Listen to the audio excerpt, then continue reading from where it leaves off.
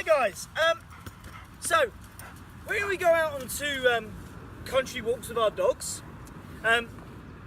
we can come across obstacles. And one of these obstacles is stiles. Now this idea came into my head basically from a customer of mine that actually came to me for just a little bit of one-to-one training. And one of the things that they said was, have you got any ideas how to get my dog over a stile? It'll jump over jumps, it'll jump over sofas, anything, but for some reason won't jump over a stile. Now, the stiles we're talking about are the ones with the plank, where you step onto the plank and then you climb over onto another plank and then off you go. And it actually made me think, the last time I went away, and I went away with Rome, which is why I've got Rome out now, is actually, yeah, I came across that stile once, and Rome didn't jump over it. I picked him up and just carried him over, but some dogs too heavy to be able to do that, and some obviously people aren't going to be able to do it anyway, whether they've got health problems, balance problems, or whatever it may be. And some people just simply are not comfortable about doing this. So, how can you teach your dog to jump over a stile? Now, obviously, you don't want to wait until you go for a walk and then come across a stile and go, because time constraints, things like that. However, if you've got a stile near you, you could try it. But sometimes these stiles are a bit thin and things like that, so your dog can be a little bit spooked by it. So, how are you going to teach that? Okay, so I have the luxury of got a few bits of equipment, but you can modify this to your own needs. So, first of all, we're going to need a plank. So I've just taken a little bit off of my dog walk on my agility equipment. One plank. Next, we need to raise that plank a little bit. Okay guys, so I've just got a couple of scrap tyres. We've just raised the plank up. So what we want to do now is we need to make sure the dog's happy with the plank, okay? Because if the dog's a bit worried about the plank, then obviously we need to work on that, okay? So I'm just going to make sure with Rome that he's okay with this.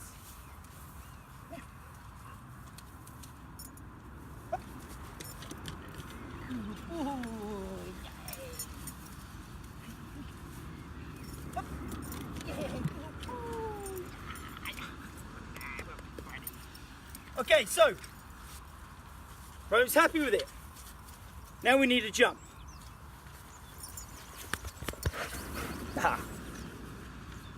Okay, so now I've got a jump.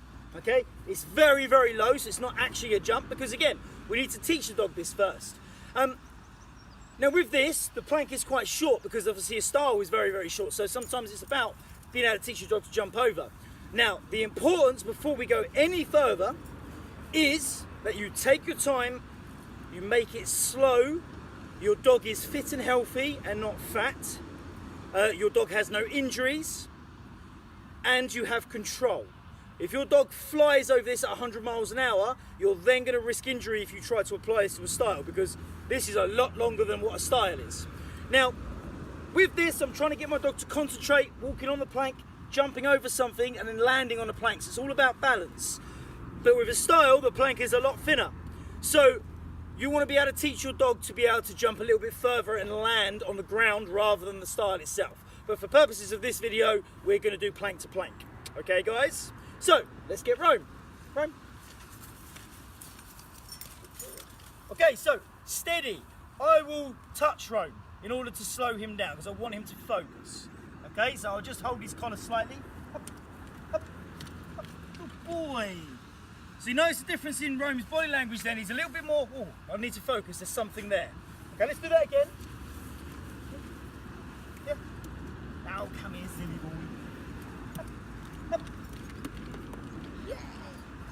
If your dog knocks the jump over, don't draw attention to it. Especially if you've got a dog that's a little bit timid. Ready?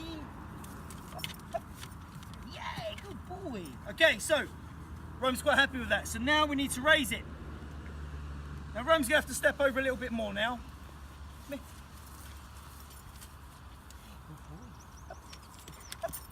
Good lad. Okay, so now I'm not touching Rome. He's quite happy to jump it. So this is gonna be the highest setting I'm gonna set it at the moment. Rome's first time. Rome's quite agile and quite athletic, so he can cope with this. If he stops eating grass for 2 seconds, of course. Come here, buddy. Up, up. need. Again, not drawing attention to the jump that falls off. The jump that falls off is a good thing for the dog because he doesn't trip, it doesn't knock him off or anything like that. It's quite easy to fall off because we want him to build confidence first. Okay guys, so just an idea. So whenever you try to overcome something, try and think about setting this exercise up. So with this is my style exercise, guys, okay?